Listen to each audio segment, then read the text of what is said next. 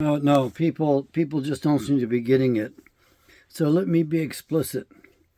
The Judeo part of Judeo-Christianity is a fraud. There was no Jewish religion that predates Christianity. If you date Christianity in the 1st century AD, it's much older than the Jewish faith. So you've all been misled. And there have been particular cues given to you that you should recognize. For one, the Jewish faith says it's a matriarchy. It's handed down through your mother. And when we read in the Old Testament, we're not reading about much of a matriarchy, are we? We're reading about a patriarchy. And there's a reason for it being a patriarchy. And there's a reason why we call Creator Father Yahweh God male, masculine. You need to understand that fathering is extremely important. The cause of criminality is fatherless parenting. And of course, ladies today say they don't need us men, they can do it all by themselves. But the thing is that we only have the studies on boys.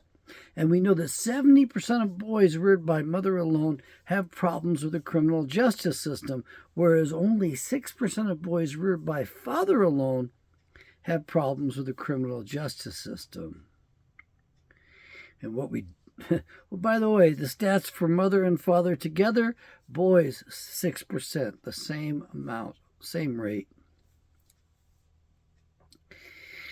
We don't have the stats for girls. If we had the stats for girls, women would figure it out and straighten up in a hurry.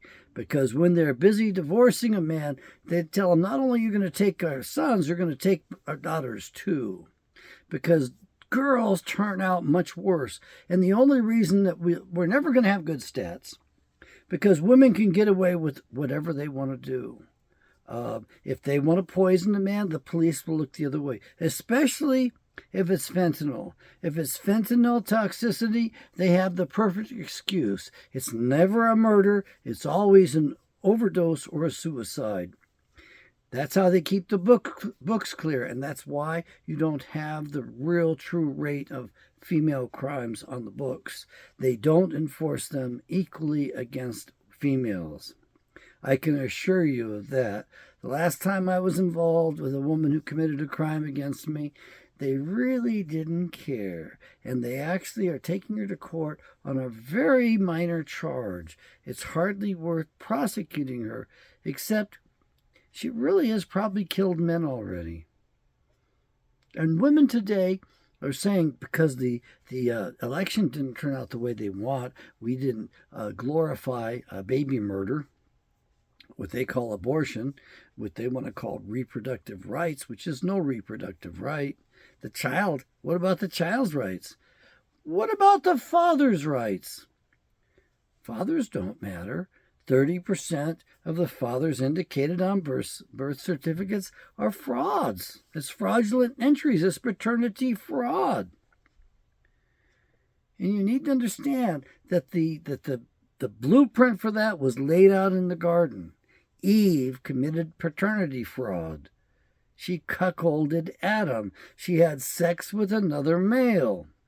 His name was Gadriel, one of the 6 leaders of the fallen angels, which Wikipedia took down recently because they didn't like people like me pointing it out and saying, well, you know, they're an authority, they're the reference. I have to go. My coffee has been brewing long enough. I don't like taking breaks from this. I don't edit my videos. I do them by the seat of my pants. I try to stay bare bones honest that way. So the Talmud was completed after the 6th century AD, not BC, AD. And as a matter of fact, the Babylonian Talmud, the earliest was 500 AD. That means it's a much newer religion. And so why do you insist upon putting it as Judeo-Christianity, Judeo-Christianity? It's not there, folks. It's a big fraud. We've all been misled and deceived. That includes me. And here I am. I'm looking it up.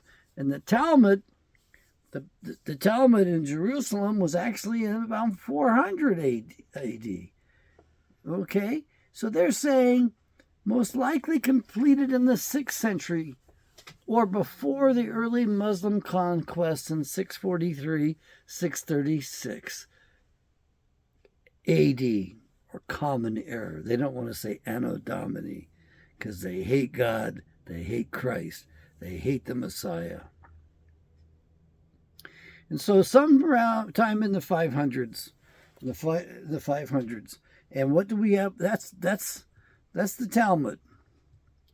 We have the Babylonian Talmud, compiled in Mesopotamia, Babylonia, around 500 CE, Common Era. Anno Domini is what it is. As well as the Jerusalem Talmud, compiled earlier, around 400 Common Era, or AD, Anno Domini.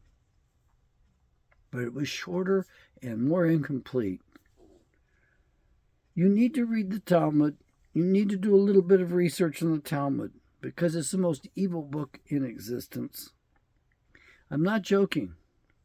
It tells the Jews that they're superior to all the rest of us and the rest of us are supposed to be their slaves. Yes, Jewish supremacism is held up in that. The book should be banned as far as I'm concerned. It says very offending things, shall I say. The difference, and there are other Talmuds as well.